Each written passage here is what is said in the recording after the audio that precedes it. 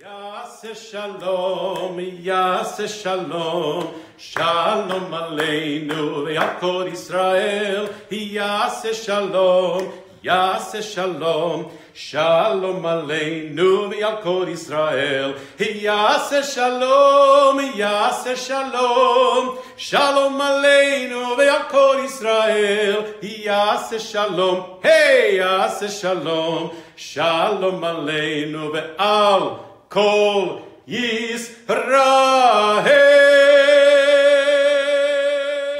Hello and welcome to Space Coast Daily's edition of the Doctor's Corner. I'm Dr. Mark Pinsky, your host for today, and today's segment is on spirituality and medicine. Now, it may seem like those two are not connected, but they certainly are connected, and today I'm happy and very, very proud to have my spiritual leader, Rabbi Fox, with us today, who's going to explain how a lot of those things are connected, particularly from a Jewish perspective.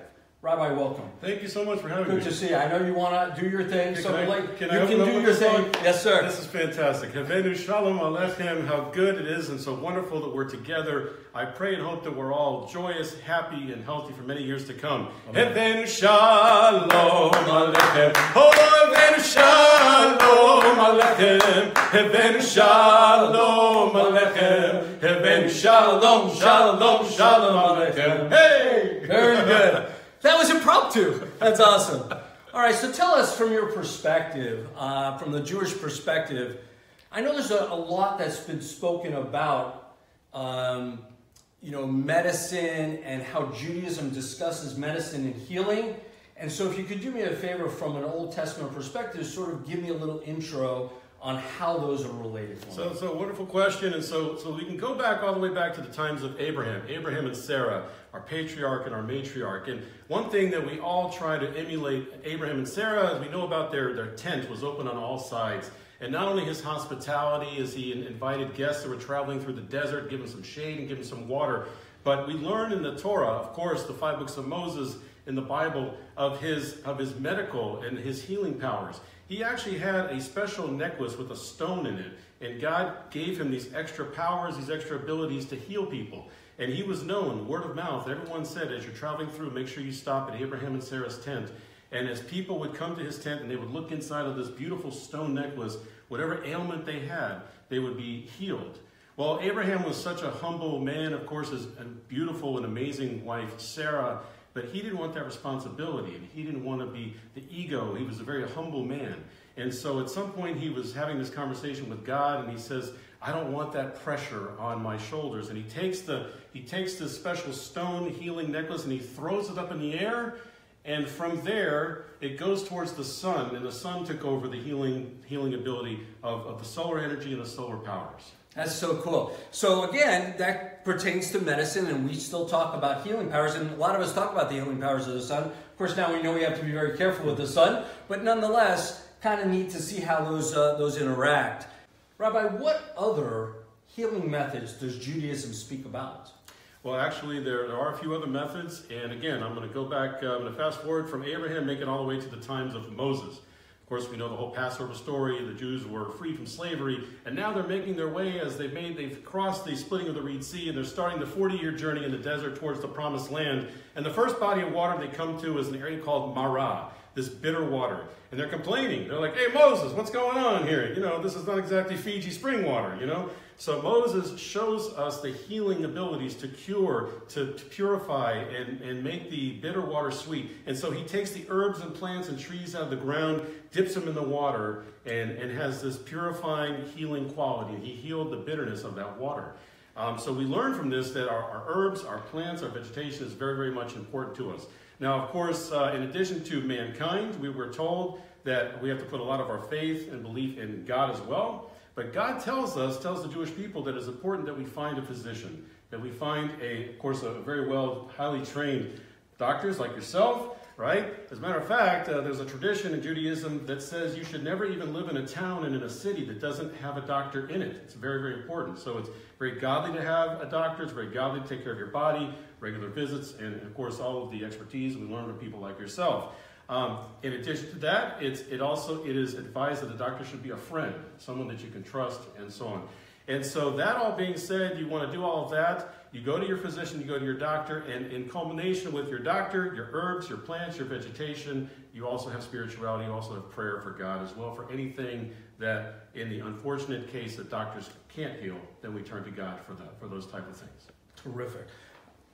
Rabbi, you were also telling me about the great sages, and one of those great sages is Rambam. So if you can enlighten the folks about that, that would be great. Exactly. So one of the great sages, as Dr. Pinsky just mentioned, the Rambam, also in English known as Maimonides, a great teacher, a great educator. In addition to being a great Rav, a great sage, he was a physician. He was a doctor. He was an astronomer as well. An incredible man. And we learn from him, from his medical perspective, that there are three major points and ways that we can take care of ourselves. When we intake our food quantity, the amount that we eat. Of course, that makes sense. Nutritionists, dietitians can teach us everything that we need to know, every kind of diet that's out there.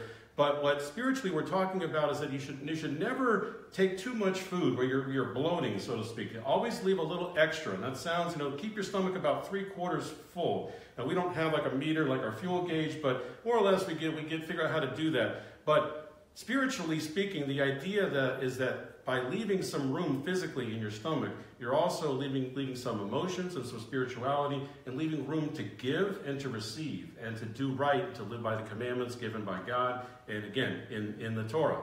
So I would say quantity is one thing. Quality of foods, of course, and you can attest to this, right? The quality of the foods, the types of foods, too much of anything is not going to be good for you. Moderation, there are no more sugars, not too many cholesterols, fats, and so on. So the quality of the food is extremely important. We learn this from, again, the Rambam and Maimonides. And finally, exercise. It is very crucial and important that we have to take care of our bodies any way possible and enjoy and exercise, take care of our cardiovascular and all of our systems, and enjoy all of God's incredible miracles and blessings He bestows upon us. Excellent. Rabbi, we're coming close to the end of this segment, and I really want to thank you for being here. One final question. Is there anything else that you can tell us, because we had been talking in the past specifically about the meaning of the month of May, which I know is particularly important in Judaism, and how it relates to the healing and medicine in general? Absolutely. And so what's so exciting is it's so timely as we're talking about the healing and spirituality of Judaism is so the month of May correlates, of course, the solar calendar, the Gregorian calendar. It goes alongside with the Jewish calendar, it goes by the moon, the lunar calendar. The Jewish month that goes along with May is the month of Iyar, the Hebrew month of Iyar, I-Y-A-R, or the Hebrew letters Aleph, Yud, Yud, Resh.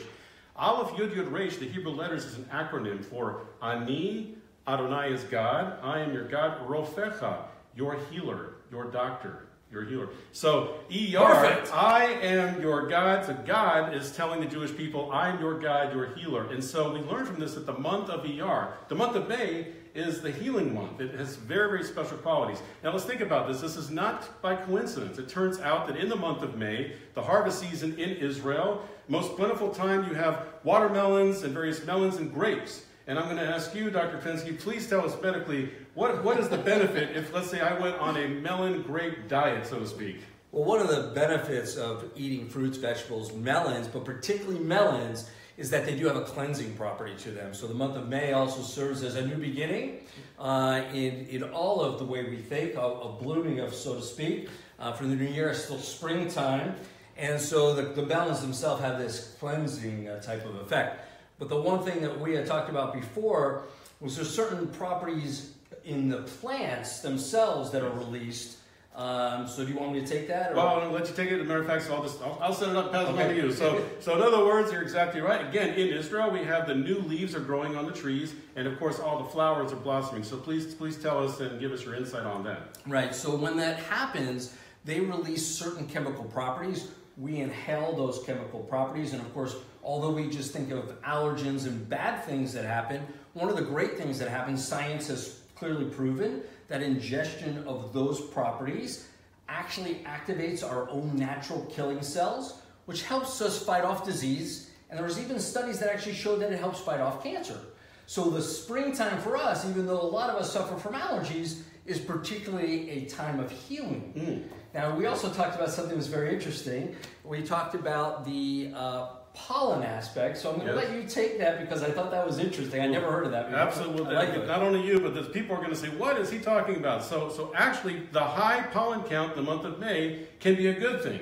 Well, wait a minute. How can that be a good thing? What happens? What are the responses to this? Our body, we have asthma, we have breathing problems, we have watery eyes. You're going, what could possibly be good for this? And I'm hoping you'll clarify medically what this means. But what we've studied Jewishly is that, of course, there's a rhyme and a reason. Nothing is coincidence. And everything is divine spirit. Everything is made in the image of God and by the master plan. And so this pollen, and hopefully you're gonna take this, and this pollen is making us cough, making us our eyes water, and it's actually a possibility. It's a reaction that our body's making to maybe get rid of some bad interior elements and toxins in our body, right? Right, so that's the whole premise. The same way that the melons help you cleanse and detox, right. There's a thought process even in the medical community that the ability to sneeze, the ability to cough things out, yes. allows you to eliminate these bad toxins that are in your body. It's a little hard to convince patients who are suffering of that, right. But the truth of the matter is eliminating some of these things is actually incredibly healthy for you. Exactly. Like sometimes kids don't want to take medicine. They don't realize it's just going to help them by a bit of medicine. Right. People don't want to get asthma or have watery eyes or sniffles, but they realize possibly this could be a cleansing, improving situation. Right. And if I may, I'd like to close with this final concept of nothing is by coincidence. It turns out that the month of May, the Hebrew month of ER, the healing month, turns out to coincide with May 5th, the independence of the state of Israel, 1948, when Israel was established. After over 2,000 years, the Jewish people did not have their homeland. And in essence, the month of May had a very healing effect. It brought the Jewish people, the nation of Israel, back to its homeland, back to its roots, back to Jerusalem. And so, brought the people back together after thousands of years. And if you think that that's just coincidence, I don't know. It's a beautiful thing. The month of May is an incredible month. And I want to wish you, your family, all of your patients, I only pray and hope. First of all, they're incredibly privileged to have you as a doctor, Dr. Mark Pinsky. We're so privileged to have you and your patients in the community, Brevard County, and so on. I only pray and hope that everyone is healthy and happy. And if you are sick, God forbid, that you see Dr. Pinsky, you work your amazing abilities, your talents, and everyone should be healthy, happy, and for many, many years to come. Thank you. Amen. So I want to thank Rabbi for coming. Now you can understand why he is my spiritual leader. These conversations are pretty much the norm for us. Some of the things we can't talk about on air. But for the most part, he is an amazing, amazing man who has really inspired me in my own personal life.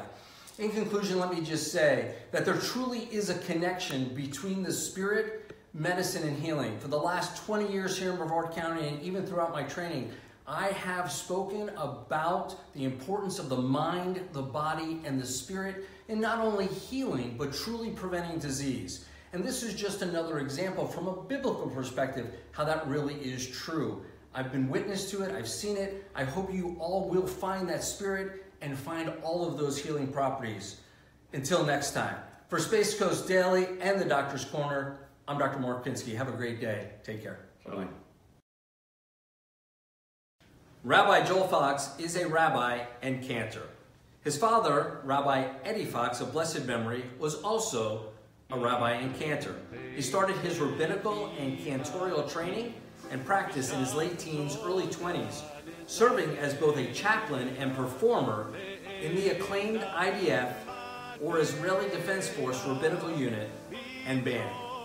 Born and raised in Dallas, Texas, he moved to Israel at the age of 13.